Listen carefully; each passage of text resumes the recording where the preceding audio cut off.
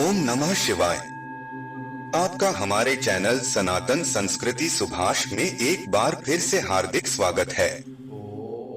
आज हम आपके लिए लाए हैं शिव महापुराण कथा के छठे अध्याय की कथा, जिसका शीर्षक है शिव पुराण कथा के श्रवण की विधि। तो चलिए शुरू करते हैं आज की कथा। शौनक जी बोले, हे महाप्राज्ञ, हे व्यास शिष्य, हे सूत जी, आपको नमस्कार है। आप धन्य हैं और शिव भक्तों में श्रेष्ठ हैं। आपके महान गुण वर्णन करने योग्य हैं।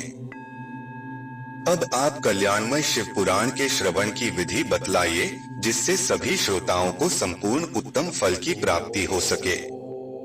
सूत जी बोले, हे शौनक, हे मुने, अब मैं आपको संपूर्ण फल की प्राप्ति के लिए शिव पुराण के श्रवण की विधि बता रहा हूँ। सर्वप्रथम किसी ज्योतिषी को बुलाकर दान मान से संतुष्ट करके अपने सहयोगी लोगों के साथ बैठकर बिना किसी विघ्न बाधा के कथा की समाप्ति होने के उद्देश्य से शुद्ध मुहूर्त का अनुसंधान कराए। तदंतर प्रयत्न पूर्वक देश देश में स्थान स्थान पर यह शुभ संदेश भेजे कि हमारे यहाँ शिव पुराण की कथा होने वाली है। अपने कल्याण की इच्छा रखने वाले लोगों को उसे सुनने के लिए अवश्य पधारना चाहिए। कुछ लोग भगवान श्री हरि की कथा से बहुत दूर पड़ गए हैं। कितने ही स्त्री शूद्र आदि भगवान शंकर के कथा कीर्तन से वंचित रहते हैं।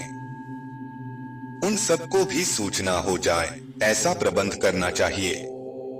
देश देश में जो भगवान शिव के भक्त हों तथा शिव कथा के कीर्तन और श्रवण के लिए उत्सुक हों, उन सबको आदर पूर्वक बुलवाना चाहिए।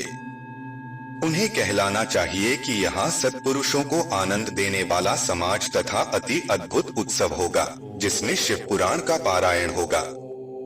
श्री शिव पुराण की रसमयी कथा का श्रवण करने हेतु आप लोग प्रेम पूर्वक शीघ्र पधारने की कृपा करें। यदि समय का अभाव हो तो प्रेम पूर्वक एक दिन के लिए भी आइए।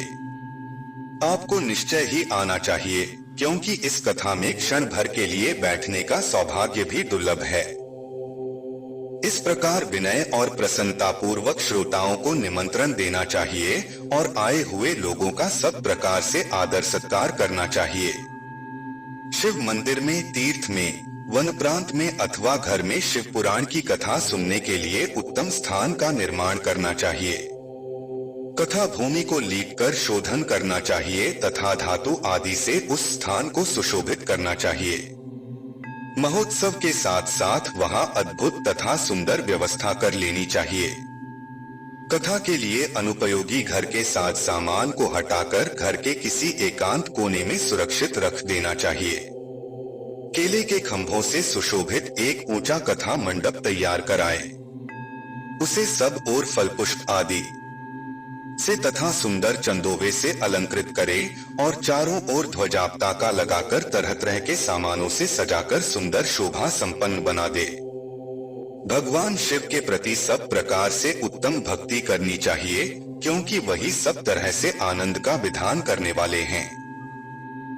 परमात्मा भगवान शंकर के लिए दिव्य आसन का निर्माण करना चाहिए तथा कथावाचक के लिए भी एक ऐसा दिव्य आसन बनाना चाहिए जो उनके लिए सुखद हो सके।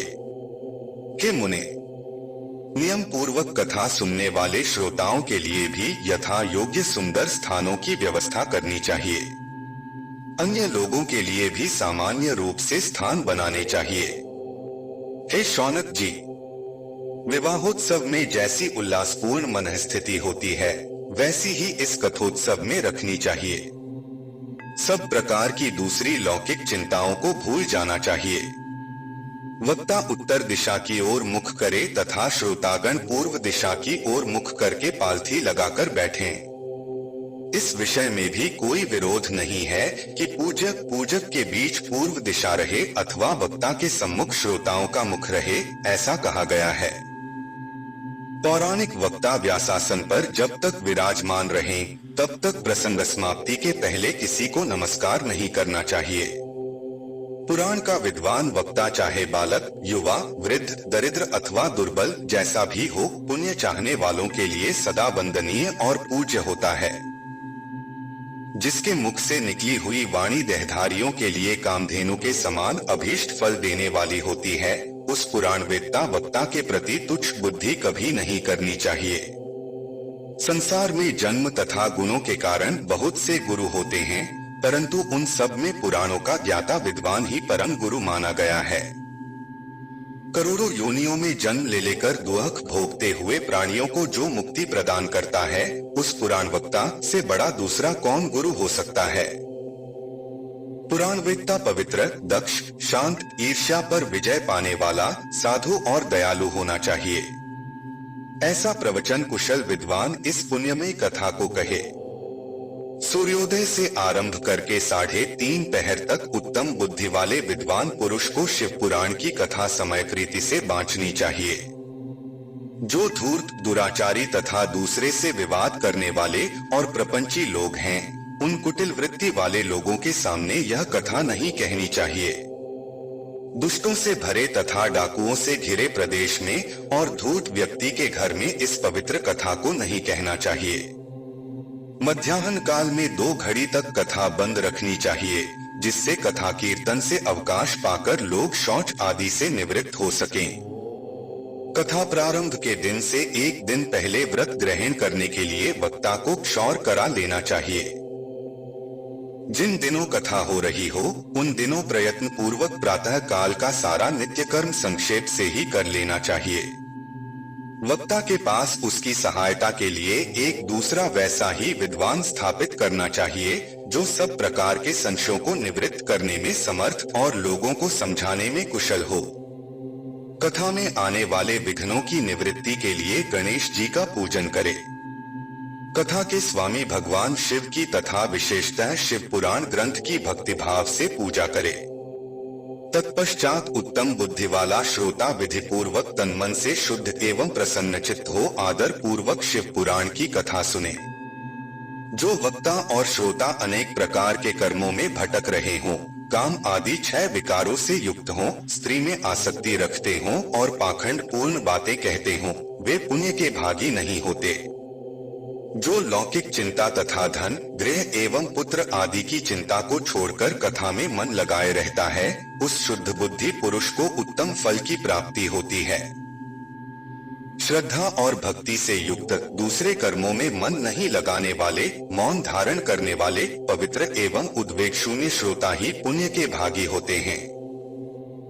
जो नराधम भक्ति रहित होकर इस पुण्यमयी कथा को सुनते हैं, उन्हें श्रवण का कोई फल नहीं होता और वे जन्म जन्मांतर में क्लेश भोगते ही रहते हैं। यथाशक्ति उपचारों से इस पुराण की पूजा किए बिना जो मूढ़जन इस कथा को सुनते हैं, वे अपवित्र और दरिद्र होते हैं। कथा कही जाते समय बीच में ही जो लोग उठकर अन्यत्र चले जाते हैं, जन्मांतर में उनकी स्त्री आदि संपत्तियां नष्ट हो जाती हैं। जो पुरुष सिर पर पगड़ी आदि धारण करके इस कथा का श्रवण करते हैं, उनके पापी और कुलकलंकी पुत्र उत्पन्न होते हैं। जो पुरुष पान चबाते हुए इस कथा को सुनते हैं, उन्हें नरक में यमदूत उनकी ही विष्ठा खिलाते हैं। जो लोग ऊंचे आसन पर बैठकर इस कथा का श्रवण करते हैं, वे समस्त नरकों को भोगकर काक्योनि में जन्म लेते हैं। जो लोग वीरासन आदि से बैठकर इस शुभ कथा को सुनते हैं, वे अनेकों नरकों को भोगकर विषवृक्ष का जन्म पाते हैं। कथा सुनाने वाले पौराणिक को अच्छी प्रकार प्रणाम किए बिना जो लोग कथा सुनते हैं, वे सभी नरकों को भोगकर अर्जुन वृक्ष बनते हैं। रोगयुक्त न होने पर भी जो लोग लेटकर यह कथा सुनते हैं, वे सभी नरकों को भोगकर अंत में अजगर आदि योनियों में जन्म लेते हैं। वक्ता के समान ऊंचाई वाले आसन पर बैठकर जो इस कथा का श्रवण करते हैं, उन नारकीय लोगों को गुरुशया पर शयन करने जैसा पाप लगता है। जो इस पवित्र कथा तथा वक्ता की निंदा करते हैं, वे 100 जन्मों तक दुख भोगकर कुत्ते का जन्म पाते हैं। कथा होते समय बीच में जो गंदी बातें बोलते हैं, वे घोर नरक भोगने के बाद गधे का जन्म पाते हैं। जो कभी भी इस परम पवित्र कथा का श्रवण नहीं करते, वे घोर नरक भोगने के पश्चात जंगली सुअर का जन्म लेते हैं। जो दुष्ट कथा के बीच में विघ्न डालते हैं वे करोड़ों वर्षों तक नरक यातनाओं को भोगकर गांव के सुअर का जन्म पाते हैं। इसका विचार करके शुद्ध और प्रेमपूर्ण चित्त से बुद्धिमान श्रोता को वक्ता के प्रति भक्तिभाव रखकर कथा श्रवण का प्रयत्न करना चाहिए। सबसे पहले कथा के विघ्नों का नाश करने हेतु गणेश जी की पूजा करनी चाहिए। अपने नित्य कर्म को संक्षेप में संपन्न करके प्रायश्चित करना चाहिए। नवग्रह और सर्वतोभद्र देवताओं का पूजन करके शिव पूजा की बताई गई विधि से शिव पुराण की पुस्तक का अर्चन करना चाहिए। पूजन के अंत में विनम्र होकर बड़ी भक्ति के साथ दोनों हाथ जोड़कर साक्षात शिव स्वरूपिणी पुस्तक की इस प्रकार स्तुति करनी चाहिए। श्री शिव पुराण के रूप में आप प्रत्यक्ष सदाशिव हैं। हमने कथा सुनने के लिए आपको अंगीकार किया है। आप हम पर प्रसन्न हो। मेरा जो मनोवांछित हो उसे आप कृपा पूर्वक संपन्न करें। मेरा यह कथा श्रवण निर्विघ्न रूप से सुसंपन्न हो। कर्मरूपी ग्राह से ग्रस्त शरीर वाले मुझ दीन का आप संसार सागर से उद्धार कीजिए। हे शंकर, मैं आपका दास हूँ। इस प्रकार साक्षात शिव स्वरूप इस शिव पुराण की दीनता पूर्वक स्तुति करके वक्ता की पूजा आरंभ करनी चाहिए। शिव पूजा की बताई गई विधि से पुष्प, वस्त्र, अलंकार, धूप दीप आदि से वक्ता की पूजा करे। तदंतर शुद्ध चित्त से उनके सामने नियम ग्रहण करे और कथा समाप्ति पर्यंत यथाशक्ति उसका प्रयत्न पूर्वक पालन करे। तत्पश्चात कथावाचक व्यास की प्रार्थना करे, हे व्यास जी के समान ज्ञानी श्रेष्ठ शिव शास्त्र के मर्मज्ञ ब्राह्मण देवता, आप इस कथा के प्रकाश से मेरे अज्ञानांधकार को दूर करें। भक्ति पूर्वक 5 अथवा 1 ब्राह्मण का वरण करे और उनके द्वारा शिव पंचाक्षर मंत्र अर्थात नमः शिवाय का जप कराए।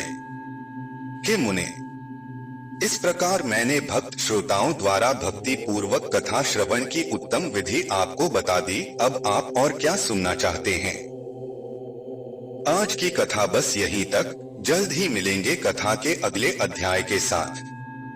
कृपया हमारा सहयोग दें और इस वीडियो को लाइक और शेयर करें और कथा के अगले भाग को सबसे पहले सुनने और ऐसे ही अन्य कथाओं के श्रवण के लिए हमारे चैनल को अभी सब्सक्राइब करें, साथ ही बेल आइकन पर क्लिक करें।